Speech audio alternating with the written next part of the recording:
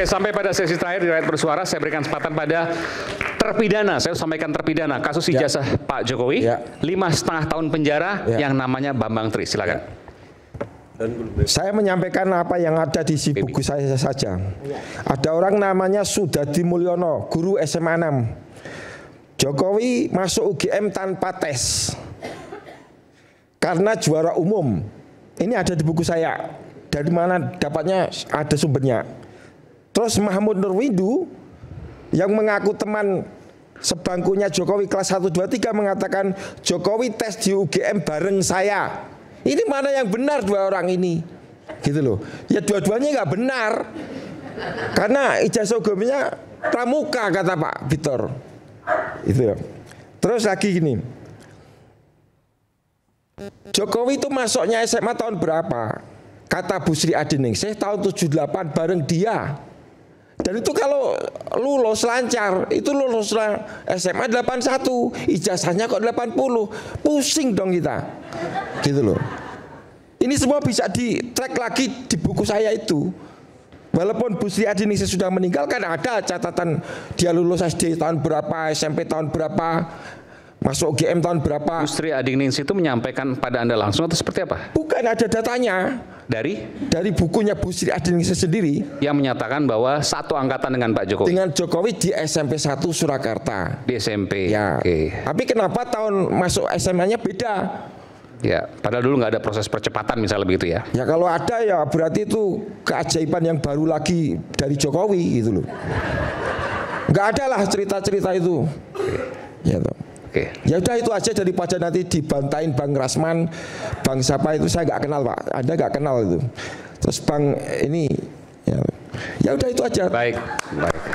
Pak Iman, saya ingin menjelaskan. Kalian menutup ya, closing silakan Pak. Jadi gini, Pak Rasman harus paham ya bahwa Jokowi itu kan tokoh.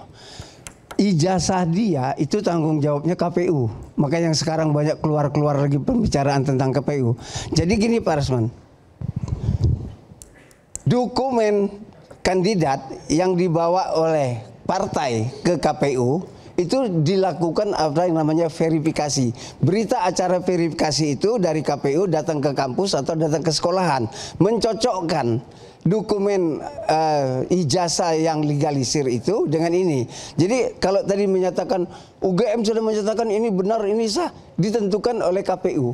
Dua dokumen yang dibawa oleh dari kandidat melalui partai ketemu dengan arsip yang ada di UGM atau di SMA, dicocokkan. Bila itu cocok berarti benar. Seperti sekarang 4 tahun Jokowi bilang mana itu nggak ada ketemu, artinya Jokowi mempertanyakan kepada kami belum menemukan bahwa kesalahannya Jokowi. 4 tahun dia tunggu.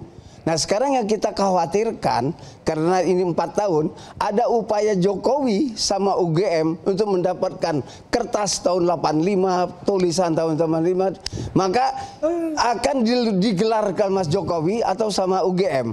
Karena selama ini 40 tahun Jokowi punya ijazah tahun 85 itu sampai sekarang nggak pernah dikeluarkan. Baik dia sebelum menjadi siapa-siapa dari 85 ke 2005 itu Jokowi menyimpan ijazahnya sama dengan kita di rumah.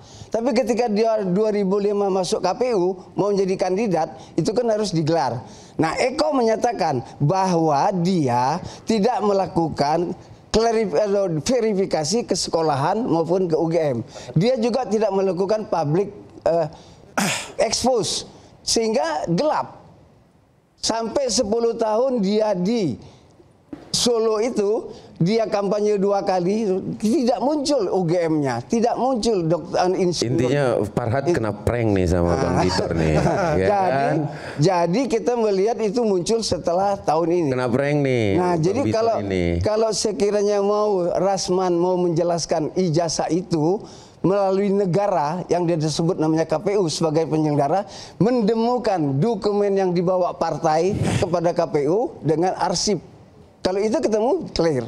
Jadi kita menunggu itu. Jokowi menyatakan 4 tahun itu kita tunggu. Kapan dia akan membawa penunjukan ijazahnya. Jadi kita tunggu itu aja. Mungkin 1-2 hari ini Jokowi akan memamerkan.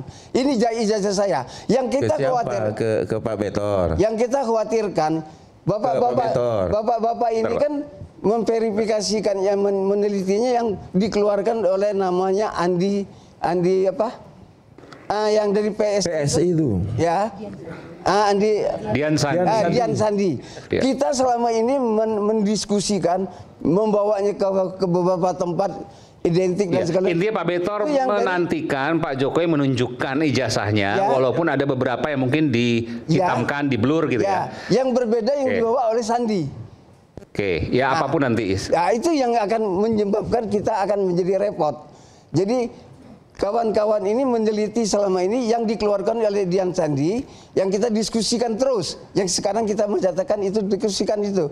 Nah, yang kita akan lihat nanti Jokowi dalam beberapa hari ini menunjukkan bahwa berbeda dengan Sandi. Padahal Sandi itu bukan Dian Sandi aja, karena ada juga dari Bareskrim yang berupa fotokopi yang kemudian juga dibahas. Betul. Baik, terima kasih. Terima kasih. Ya, silakan Bung Rasman. Baik, di closing statement ini saya kira begini. Pertama, Bang Bitor tadi tanya saya, ya kalau saya sebagai seorang orang hukum, jawaban saya karena sekarang sudah termasuk dalam proses due process of law, dalam proses penegakan hukum, maka sekali lagi saya katakan, saya tidak mendahului pengacara Pak Jokowi, ada di sini Adinda Rifai dan kawan-kawan. Saya sebagai ketua umum kami Jokowi ini hanya ingin menyampaikan bahwa sekali lagi ya, bahwa Pak Jokowi sangat siap untuk memperlihatkan ijazahnya di depan pengadilan. Nah, sekarang kalau Bang Bitor minta, tunjukkan ke abang, besok minta lagi sana, minta lagi sini. Nah, karena sudah ada proses hukum, kita fokus ke sana. Itu loh, yang dari awal saya minta itu. Sepakat. Nah, saya sepakat. Poin yang kedua. Sepakat Pak Iman itu sama Farhad sudah melaporkan Jokowi juga ke pengadilan. Ya, saya tidak tahu itu, Bang. Lompat lagi. Jadi kalau masalah Farhad dengan Pak Iman, saya nggak ngerti apakah karena saya atau karena abang dia nggak datang. Tapi kalau menurut saya, kalau dalam diskusi apapun yang terjadi, adu intelek kita masih siap berhadir dan bertempur secara logika.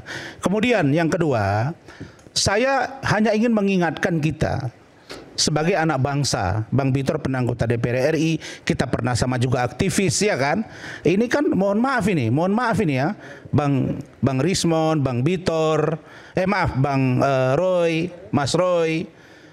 Kita sudah sama-sama bergerak juga dulu dari awal-awal. Yang saya mau katakan adalah, saya melihat kok kita sepertinya bangga, ya, mengolok-olok mantan pemimpin kita dan atau pemimpin yang sekarang, meskipun misalnya ada dalam pikiran dan rasa kita bahwa ada sesuatu yang tidak baik. Nah, maka logika hukum yang dipakai adalah pakailah aspek penegakan hukum. Nah, kembali lagi ke tadi bahwa tempat untuk membuka satu data dan fakta adalah lewat peradilan. Tidak bisa melalui orang per orang. Dua. Yang ketiga, saya melihat dari KPU tadi. KPU mengatakan begini, kami telah menangkap aspirasi banyak pihak. Saya baru dengarin tadi juga. Ketua KPU-nya bilang, kami tidak lagi menutup dan menjadikan itu sebagai rahasia atau data pribadi. Tapi harus dengan izin pemiliknya. Saya ngeri-ngeri sedap juga saya kalau besok ditanyai orang ijazah si A, ijazah si B datang, nggak bisa juga. Tentu harus ada yang mengatur tentang itu. Nah, berikut yang lagi adalah Pak Jokowi, meskipun begitu banyak orang yang sekarang menyerang dia, toh dia masih bertitip salam. Nah, jadi Mas Roy, tolong jangan singgung-singgung hubungan saya dengan Bang Egy. Karena Mas Roy tidak cukup tahu saya dengan Bang Egy seperti apa. Dan saya tidak akan mau buka bagaimana komunikasi saya dengan Pak Jokowi terkait dengan Bang Egy. Itu biarlah urusan saya. Tapi kalau saya hanya mau katakan satu hal. Kalau kalian memang ingin mencari kebenaran material terkait dengan ijazah Pak Jokowi, maka tunggu proses peradilan. Dan bilang, Pak Kapolda, tolong cepat beri kepastian hukum. Kalau kami tidak jadi tersangka, hentikan. Kalau tersangka, tersangkakan. Kita tempur di pengadilan. Itulah yang kami dorong dari kami Jokowi. Cukup, terima kasih. Bang Rismon, silakan.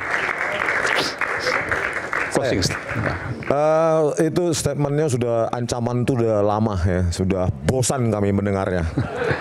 Ya, sampai bosan. Kalau kami takut, kami berhenti. Ya, Bang Rasman. Ya, nggak makan kayak gitu sama kami. Ya, pertama tadi ya, begitu percaya dirinya Bang Ade Dermawan, itu kacamata. Bentar. Bicara kacamata. Tuh, kan dipotong. Padahal yang dicari seluruh rakyat Indonesia adalah ijazahnya Jokowi sebagai presiden. Itu siapa orang itu? Nggak penting juga bagi kami itu. Tetapi kan Bang Rismon bilang nggak boleh closing statement dipotong. Jangan dipotong. Ya. Jadi yang dibutuhkan rakyat itu ijazah yang pernah dipakai sebagai calon presiden 2 kali, bukan ijazahnya siapa itu, nggak penting itu kita persoalkan di sini. Mau pakai kacamata kuda, kacamata las, kacamata renang, nggak peduli. Kenapa kalian nggak berani menampilkan, memotokan ijazahnya Pak Jokowi terus tampilkan di sini? Kenapa mesti ijazah orang lain yang nggak presiden? Itu aja. Ya.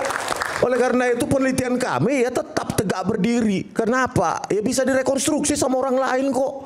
Bahkan ada source code-nya kok. Nah kami tantang pihak Jokowi atau pihak pelapor Peradi Bersatu. Ayo kita seminarkan. Ayo kita seminarkan bersama yuk. Begitu. Ya, jadi kalau cuma ancaman tersangkalah apalah. Nanti aja itu dulu kita pikirkan. Ya, nggak makan sama kami ancaman-ancaman itu. Terserah mau ditersangkakan atau enggak, terserah. Yang penting ya hasil kami begini. Buku itu sebagai legasi bagi kami, legasi pemikiran bahwa ada anak bangsa loh. Ya berdasarkan bukti-bukti yang kami miliki, meskipun banyak yang disembunyikan oleh UGM, ya dengan yang ada itu kami lakukan kajian-kajian yang bisa dipertanggungjawabkan. Direkonstruksi, repeatable. Science is repeatable. It's not personal. Iteratif itu istilahnya. Iya, repeatable. Bisa direkonstruksi oleh orang lain. Okay. Makanya jangan menuduh langsung itu fitnah, itu begini, itu begitu. Belum baca. Ya, ini kan memperkaya kasana kita bahwa masalah ini bisa diselesaikan secara saintifik. Tapi kami nggak bisa kalau dipercaya cuma begitu aja, kecuali Bang Ade ya menunjukkan ini loh ijazah Jokowi. Nah, gitu kalau orang lain untuk apa bagi kami ya. Terima kasih. Oke. Bang gitu. Baik. Silakan. Oke, terima kasih Bang Rismon.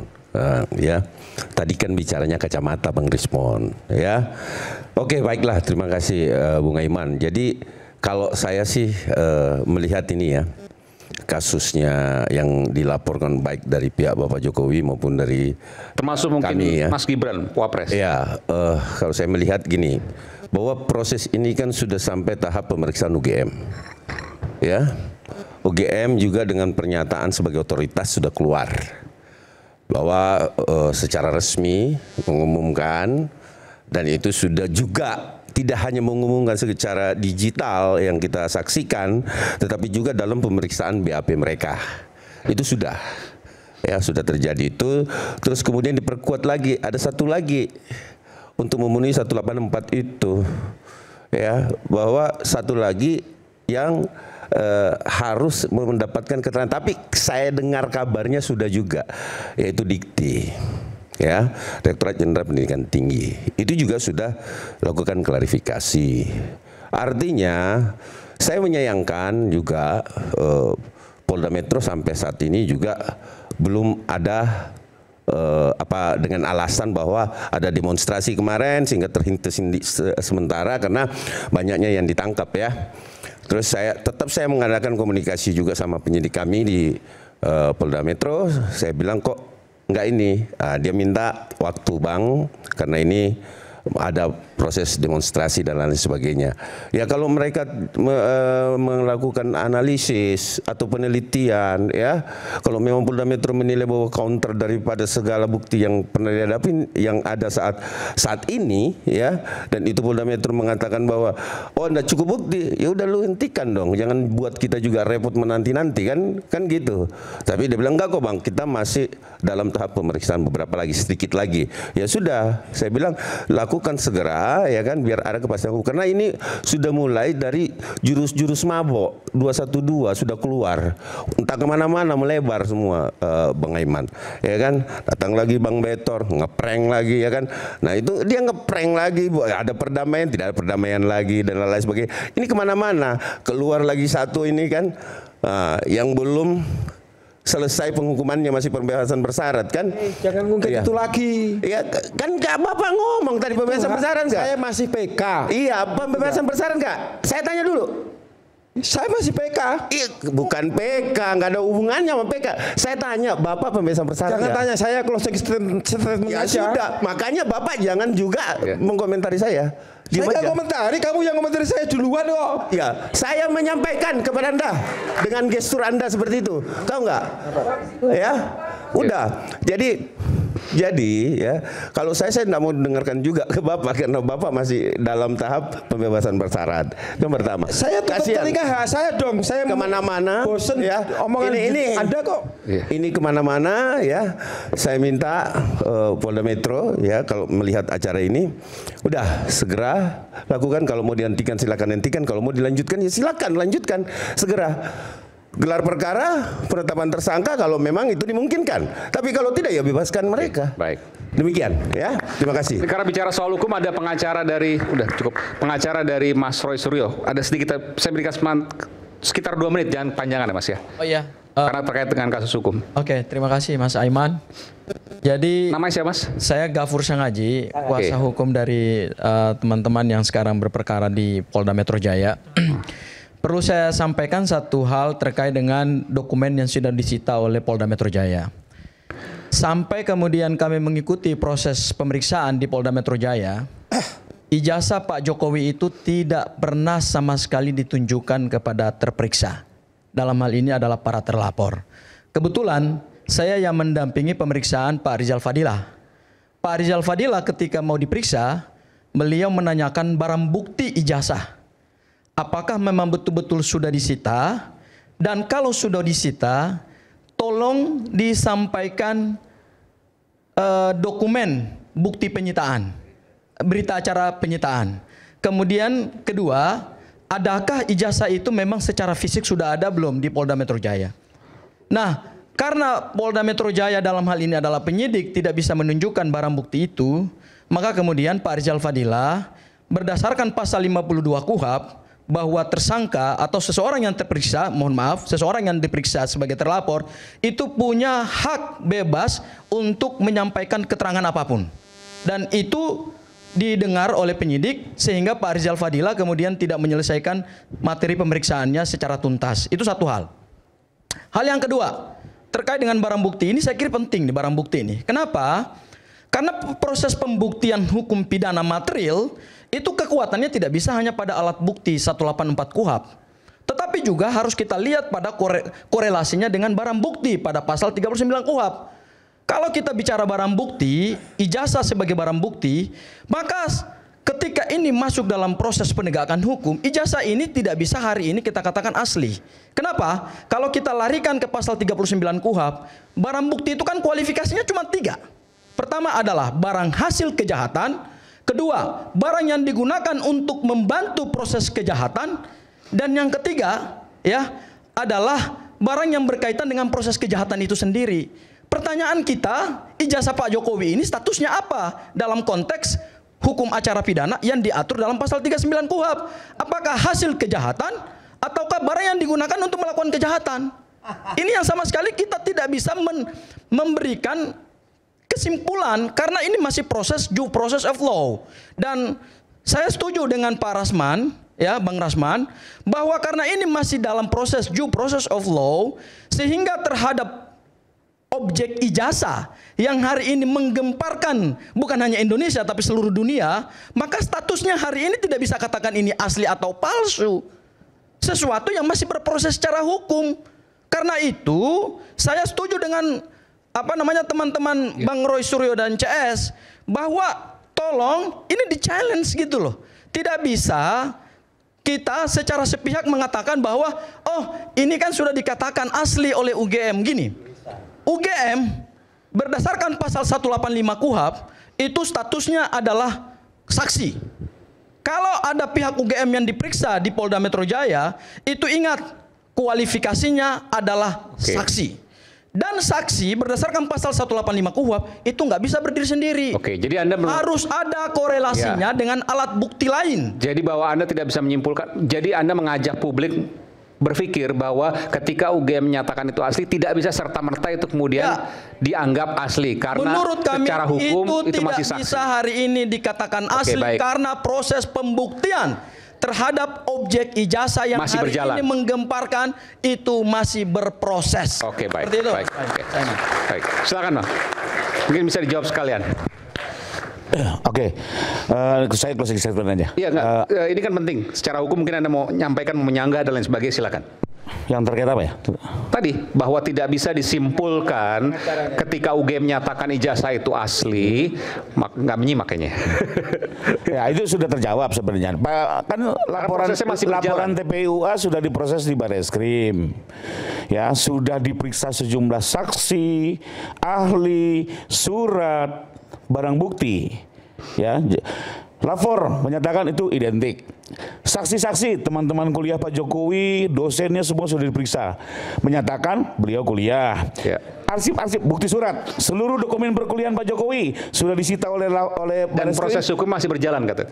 Nah, sudah dinyata, sudah closing dong. Ini kita balik lagi cerita. Kan gugatannya belum berjalan. Ini kita bicara laporan TPUA di Bareskrim Polri. Dan ada laporan yang lain. Didambangi. Dan kesimpulannya dari seluruh alat bukti yang ada, baik bukti surat, saksi, ahli, ya, disimpulkan bahwa laporan itu tidak terbukti. Kenapa? Karena laporan itu saya ingin gini. Kita harus bedakan dua proses hukum yang berbeda. Yang terjadi di Bareskrim Polri itu tahapannya penyelidikan. Penyelidikan itu adalah rangkaian tindakan penyelidik untuk mengumpulkan bukti. Itu baru mengumpulkan bukti, belum ada hasil apapun.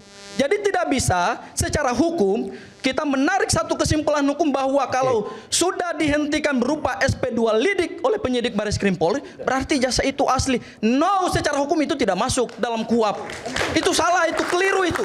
Karena gini, proses pembuktian itu ada tahapannya. Kita mengenal sistem peradilan pidana itu penyelidikan, intinya begini, Anda mendorong baru kemudian ini prosesnya berjalan dan pembuktian itu berlanjut di pengadilan. Kalau kita mau jujur, kita mau jujur terhadap ijazah Pak Jokowi yang dilaporkan oleh teman-teman TPUA, sebenarnya tidak perlu SP2 lidik. Naikkan aja ke tahap penyidikan, baru kemudian setelah itu kita lakukan pembuktian di proses peradilan. Karena pembuktian itu hanya dalam proses saudara tadi berbicara itu kan dalam konteks sebagai kuasa hukum dari Roy Suryo dan kawan-kawan. Maka absah secara hukum saudara bicara itu. Tapi untuk pembuktian tadi, kita satu pikiran dengan Anda bahwa lah di mata Anda dan yang melaporkan dan yang lain sebagainya mengatakan bahwa ijazah Pak Jokowi belum absah. Menurut Anda ya, kita uji di pengadilan. Tapi tolong apa yang disampaikan oleh kuasa hukum Pak Jokowi langsung, apa yang di Bareskrim Mabes Polri yang sudah diuji dan menyatakan identik dan dihentikan, terus apa yang dipersoalkan di situ? Identik itu tidak sama dengan asli, Bang. Closing. Jadi bagaimana mengatakan identik tidak mengatakan asli?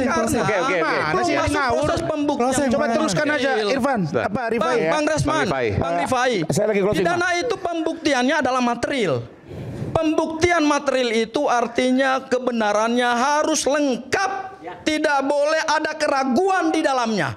Kalau masih ada keraguan, berarti belum bisa kita katakan itu asli. Kalau kalian belum puas dengan itu, buat laporan baru. Oke, sorry ya, saya closing. Ya. Saya hargai kita berbeda pendapat tentang itu. Cuma saya kasih satu ilustrasi. Di sebuah rumah ditemukan mayat meninggal, diduga pembunuhan. Diperiksa semua saksi-saksi, mayat diuji forensik. Ternyata matinya wajar karena serangan jantung. Apakah tetap harus naik ke penyidikan? Padahal jelas bukan karena pembunuhan. Seperti juga ini, dilaporkan palsu. Hasil lapor menyatakan itu asli, dikuatkan oleh saksi-saksi. Tidak mungkin dipaksakan, harus tetap ke penyidikan. Ini KUHP. Semua akademisi, semua mahasiswa hukum tahu tentang itu.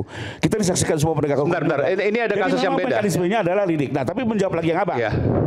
Satu selesai. Kalau Bang Rifai belajar doktrin hukum pidana, gini di dalam hukum pidana Anda nggak bisa menarik analogi seperti itu. Itu case-nya berbeda. Anda nggak boleh melakukan analogi kasus dengan kasus. Di dalam doktrin hukum pidana haram hukumnya melakukan analogi kasus. Di penyidikan ini pun kita ulangi lagi. Ya. Kita nggak boleh Bariskim melakukan selesai, analogi karena kasus di sini juga pemalsuan harus ijazah kebenaran, kita dengan ulang proses lagi. pembunuhan. Itu dua hal yang berbeda. Kita ulang lagi. Kita ulang lagi. Oke. Dengan 263 KUHP itu Udah. berbeda case-nya. Terakhir Anda nggak boleh melakukan analogi dalam hukum pidana. Itu jasad itu. Kita tunggu putusan pengadilan. Kalau Anda belajar hukum pidana, Kita beda pendapat. Saya hargai Sebenarnya ini mudah. Kasus misalnya tadi disebutkan kasus Arya Daru misalnya ada banyak keraguan sehingga kemudian minta untuk dibuka lagi. Sebenarnya nggak serta-merta bisa dibenarkan. Saya mau closing ya. Oke. Ini Mas Aiman, saya mau closing gini ya. boleh melakukan analogi dalam hukum pidana. Iya. Ini waktunya terbatas. Waktu terbatas. Pembunuhan. Bang, aku mau closing dulu. Oke, ada perbedaan. Kita beda pendapat. Kita beda pendapat saling menghargai. Di dalam Anda nggak usah ngajarin saya. Analogi bukan nggak usah ngajarin saya. yang berbeda pendapat saya hargai beda pendapat. Kita lihat di pengadilan. tapi konteks yang berbeda itu Konteksnya maksudnya. berbeda. Saya mau closing. Sorry ya, saya mau closing. Pertama, Singkat. atas nama kuasa Pak Jokowi saya mau closing pertama. Ya. Kita saksikan bersama selama kepemimpinan beliau menjabat, beliau adalah sosok pemimpin yang memang sudah sering dihina, dicemarkan oleh banyak pihak. Kita tahu selama ini. Dan selama ini pun juga beliau tidak pernah melakukan reaksi apapun. Ya. Tapi khusus terkait ijazah, dengan terpaksa beliau mengambil langkah hukum. Kenapa? Karena persoalannya bukan soal pencemaran, ini sudah tindak pidana fitnah. Karena beliau meyakini beliau mengikuti perkuliahan sejak awal hingga selesai, beliau menerima ijazah dari UGM. Ini fakta kebenaran. Dan harus dia pertahankan, mau tidak mau. Karena apa? Kembali lagi, fitnah itu bahkan secara agama itu lebih kejam dari pembunuhan. Dan korban dari fitnah itu bukan hanya Pak Jokowi, tapi seluruh masyarakat Indonesia. Untuk itu dia ingin menegakkan kebenaran tentang ini. Ya. Lalu kedua, ya ini juga perlu dipahami oleh teman-teman. Pak Jokowi ini selama ini juga digugat di PN Pusat, melayani, digugat di Klaten melayani, digugat di Surakarta, dilaporkan TPU Bareskrim, dilaporkan oleh Bang Rismon lagi di Polda DIY. Ya, beliau diam saja dan mengikuti semua proses hukum. Dia menghormati semua hak hukum masyarakat. Dan dengan terpaksa beliau hanya menggunakan satu upaya hukum, yaitu melaporkan di Polda terkait fitnah. Tidak ada tidak bukan, beliau hanya ingin dikembalikan nama baiknya, kehormatannya, dan ingin kebenaran ini dibuka sebenar-benarnya. Dan dalam proses hukum ini juga, ini perlu saya kasih catatan. Pak Jokowi tidak minta buru-buru, Bang Rasman. Pak Jokowi minta silakan penyidik hati-hati, objektif, komprehensif. Bahkan penyidik sini sampai saya, kalau nggak salah saya dengar saksi sudah sampai 100 orang lebih. Bukti ratusan disita.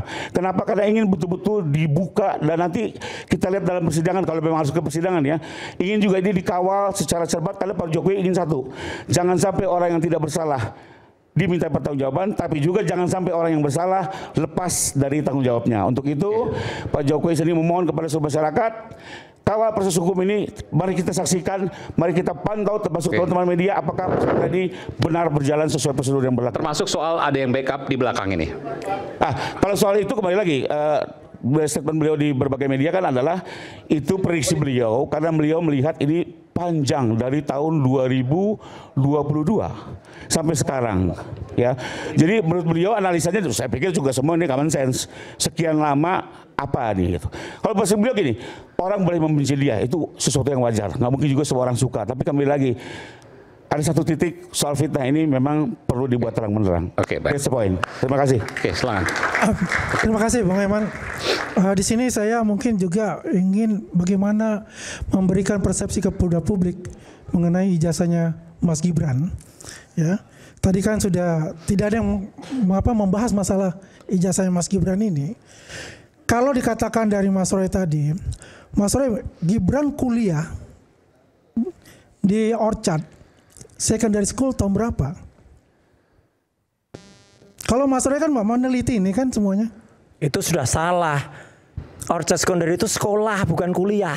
Saya tahu, ya saya tahu tahun berapa. Tahun berapa? Ada catatannya itu hanya 2 tahun di sana 2002 sampai 2004. Bagaimana Anda mengatakan 2002 sampai 2004? Catatan saya ya 2007 ya dia itu masuk di MDIS.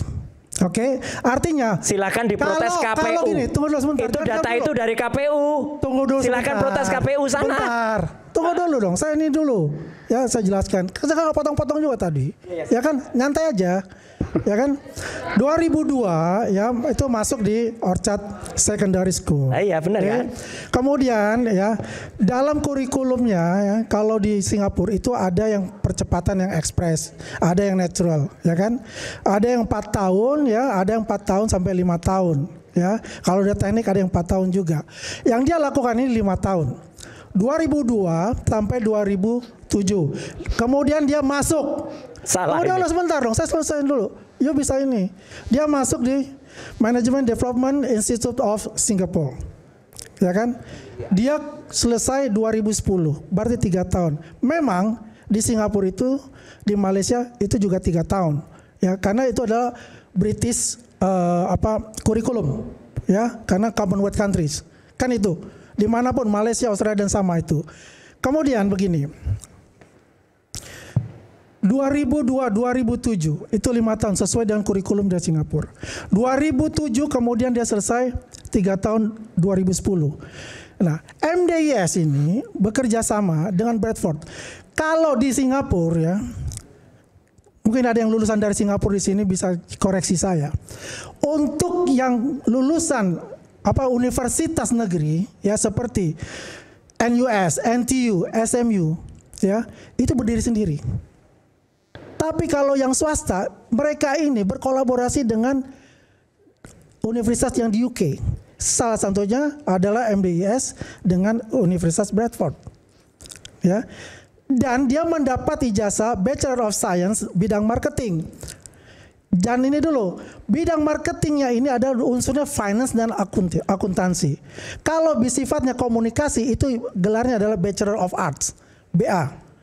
Ini perbedaannya. Kenapa di ijazah Bradfordnya itu adalah BSc, marketing, tapi dengan segi bisnisnya, dengan segi keuangannya, ya. Jadi itu perbedaannya. Terus yang saya lihat juga di situ ada gelar second class honors. Second class honors itu 60% sampai 70% kalau di Inggris ya, sistemnya di Inggris. Kalau first honor 70% ke atas. Artinya dia itu bukan orang level bawah. Bukan, ada lower lagi, lower honors. Itu 50 nilainya. Oke. Ya, ini 60%, 70%. Karena apa disebutnya adalah secondary ya class honors. Artinya itu dia bukan orang yang dibilang bodoh, ya. Dia dulu standarnya itu di UK itu tinggi, 70% di UK itu udah top banget. Ya, kenapa saya tahu? Karena anak saya lulusan UK. Saya tahu itu. Ya. Kemudian udah belum? Salah itu soalnya. ya Anda kalau apa yang diomongkan, apa yang diberitakan pasti salah lah. Singkat aja Bang Andi Aswan. Ya, jadi intinya adalah begini. Kepada publik semua, kepada masyarakat Indonesia, ya, apalagi yang dikatakan lagi, yang tadi dibilang 13 tahun baru penyetaraan. Karena kalau lulusan dari luar negeri, lu nggak kerja di perusahaan atau ASN atau perusahaan BUMN negara, itu nggak dibutuhkan penyetaraan itu. Karena bisa langsung terjun sebagai entrepreneur. Itu salah untuk saya katakan itu. Ya, kalau bilang 13 tahun seperti itu. Jadi intinya adalah kepada masyarakat, seluruh masyarakat Indonesia, ya, jangan percaya kepada hal-hal yang dibuat oleh pembenaran oleh mereka. Karena memang dari dulu hingga akhir ini ada sasarannya adalah bagaimana Mas Gibran ini dimakzulkan ke depan. Jadi intinya apa yang sudah tahapan-tahapan itu dilakukan, ya, sampai dia masuk ya di KPU pusat, semuanya diberikan dan diverifikasi oleh KPU pusat dan itu sah, ya, dan sudah dilantik sebagai wakil presiden. Intinya itu. Oke, baik. Ya. Silakan. Saya Jangan ada terlalu panjang, Mas Roy. yang saya lakukan. Yang pertama, kalau mendengar data dari Bang Andi Aswan ini, malah Gibran itu kehilangan salah satu ijazah. Andi Aswan lupa nyebutkan tadi yang namanya UTS, University Technology of Sydney. Karena yang tadi disebutkan cuman karena itu yang dipakai untuk. Iya, udah saya teraskan aja. Anda salah. Ya, 2002 sampai 2004 itu Gibran menyebutkan dia sekolah di Orchard Park Secondary School, OPSS. OPSS yang baru didirikan pada tahun 2001 disahkannya. Jadi itu sekolah baru umur setahun. tiba-tiba ada masuk sekolah kelas apa itu setahun itu ya, dan dia hanya 2 tahun, tidak ada ijazahnya sampai dengan sekarang ya, clear itu 2002 sampai dengan 2004. Anda lupa, Andi Aswan lupa bahwa dalam catatan riwayat hidupnya yang ini di KPU yang digunakan oleh Pak Subhan ya, jadi ini resmi, sudah nggak bisa ngelak lagi, itu sudah jadi bukti di KPU ya, KPU dibukti untuk Pengadilan Negeri Jakarta Pusat. 2002 sampai 2004 dia di OPSS, nggak ada ijazahnya.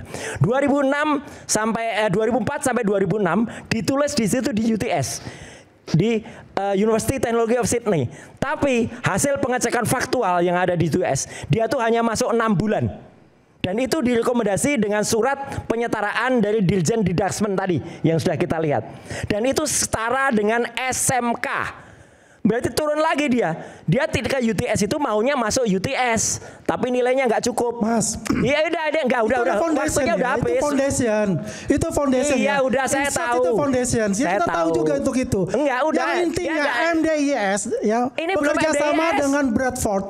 Dia mendapatkan ijazah Universitas Bradford. Ini belum MDIS, saya masih bilang di UTS dulu. Kita intinya kan apa yang disampaikan, yang diberikan ya, kepada berarti kan Anda salah tadi. Loh, kata yang salah. Siapa saya katakan salah? UTS ya kok. Anda bilang tadi coba 2001. Tadi Anda bilang OPSS 5 tahun. OPSS ya. Ini sekolah saya bilang SMA kurikulum. 5 tahun itu sangat goblok itu 5 tahun itu. Kurikulumnya? Enggak, 5 tahun salah. Loh, ya Anda katakan 5 tahun salah, tapi ini kenyataan yang ada. Enggak ada. 2002 sampai 2007. Saya lebih percaya KPU. KPU menuliskan 2002-2004 itu OPSS. 2007 kok ada catatannya. Enggak, ini KPU udah. Ya, terserah aja Anda katakan itu kenyataan yang ada. Itu kenyataan yang ada, Mas. Kenyataan mana? Ya. Itu ada kenyataan. Kenyataannya ijazahnya mana? Hah? Ijazahnya mana? Anda tanyakan ijazahnya mana? Lah ya enggak. Loh, mana ijazahnya? Anda menanyakan itu. Anda tanyakan silakan. Yang jelas MDIS sudah memberikan ijazah dari Universitas Bradford. Oke, silakan Mas Roy. Terus ijazahnya itu dari UTS ya. UTS itu kemudian disetarakan oleh Dirjen Didasmen. Tadi sudah saya tunjukkan. Saya itu bicara dengan fakta, bukan dengan omon-omon ya. Tadi fakta ada semua. Oke. Nah, tadi Dirjen Didasmen menyatakan setara dengan grade 12 SMK. Berarti yang dari UTS itu setara SMK. Berbekal itu, dia kemudian masuk ke MDIS. Oke. Nah, ini sebenarnya harus dipertanyakan. Karena nggak boleh Dirjen Didasmen pasti nanti akan kita gugat. Kenapa kok Anda bisa memberikan penyetaraan hanya untuk sekolah yang namanya matrikulasi? Jadi matrikulasi itu nggak bisa, itu hanya 6 bulan sekolahnya. Kok bisa-bisanya tuh? Kemudian yang ada di MDIS itu kalau resmi dari MDIS semua orang tahu. Logonya 2, ijazahnya horizontal. MDIS sebelah kiri, Bradford sebelah kanan. Kalau yang Bradford ulung mungkin Pak Andi Aswan ada anaknya yang di UK, saya bolehlah percaya, boleh. Tapi kalau yang di UK langsung itu vertikal. Gibran tidak pernah sekolah di Bradford langsung. Dia sekolahnya di Singapura. Kalau sekolah di Singapura, ya ijazahnya harusnya 2 logo. Case close soal itu. Oke, itu yang pertama. Yang kedua, saya ingin menjawab untuk Pak Rifai tadi ya. Data pribadi itu sesuai dengan naskah akademik yang saya susun dulu. Terdiri atas 2, data spesifik dan data umum. Spesifik itu informasi kesehatan, biometrik, genetika, kejahatan, data anak, keterangan keuangan pribadi atau data lain sesuai dengan ketentuan peraturan yang berlaku. Data umum, nama lengkap, jenis kelamin, kewarganegaraan, agama, status perkawinan, dan atau data pribadi yang dikombinasikan untuk mengidentifikasi. Ijazah tidak ditulis di sini. Berarti clear ya, ijazah berarti termasuk data publik. Saya hormat kepada KPU karena KPU sudah melakukan koreksi dan ini saya kira baik ya untuk lembaga negara. Kalau salah ya koreksi, nggak kemudian kalau salah dendeng terus saja. Maka itu akan menutup cerita kita dengan bumi goncang ganjing, langit gelap-gelap. Setelah sekian lama kisah ini masuk ke negeri Ngalengka, muncullah Sang Kresno. Wah, Kresno bernama Bambang Trimulyono. Ini saya ibaratkan seorang Kresno yang akan membuka semua kisah-kisah di balik ini. Karena dari Bambang Tri inilah yang pernah mau berkorban, dipidana hanya dengan menggunakan fotokopi sekali lagi kalau Kabid Humas Polda Metro ditanya wartawan, Pak, ijazahnya asli atau fotokopi? Fotokopi. Ijazahnya asli atau fotokopi? Fotokopi. Nah, jadi fotokopi. Maka KPU tadinya hampir seperti buto cakil. Wah, mau mengobrak-abrik, akhirnya tunduk kepada Sang Kresno. Ya. Cakil, salah kamu dalam melakukan aturan-aturan. Inggih, siap. Cakil saja bisa minta maaf. Cakil saja bisa merevisi. Maka ini harus diketahui oleh Raden Gathotkaca yang nanti akan kemudian meneruskan pemerintahan. Jadi Gathotkaca bertanya pada Rismond, Mon, penelitianmu berikan ke aku, Mon. Akan aku buat aturan-aturan yang nanti akan mengatur republik ini supaya tidak salah. Demikian juga Bathara Narodo Kasmujo. Ini Bathara Kasmujo. Ini juga yang pernah ketemu sama Bang Rismond. Ada di buku Jokowi White Paper ini ya. Itu. Rismond, saya bukan dosen pembimbing skripsi. Saya bukan dosen pembimbing akademik. Terima kasih Bang Kasmujo. Wah, itulah yang kemudian membuat, nah ini Bapak dan anak, Petro dan Petro cilik. Kelakuannya makin bingung dia. Maka Petro cilik, Mas Aiman, akhirnya hanya bisa bernyanyi, rasa lesat, hidup sehat, dunia gelap, fu fa fa, maksulkan saja. Nah, rasa lesat, hidup sehat, dunia gelap, fu fa fa, maksulkan saja. Jadi Mas Aiman Wicaksono, ya, Anda benar-benar wicaksono untuk menghasilkan acara ini. Semoga rakyat bersuara, makin tetap menyuarakan suara rakyat. Sekian, terima kasih. Baik, terima kasih dan sampai jumpa pekan depan. Saya Aiman Wicaksono, salam.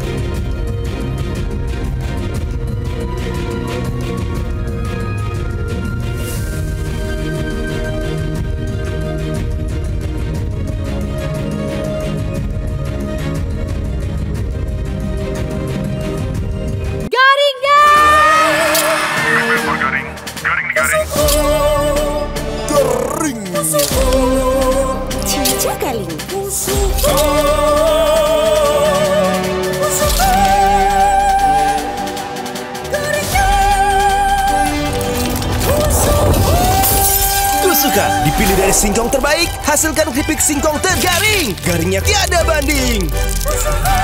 Berbeda-beda, tapi semua suka. Kesuka.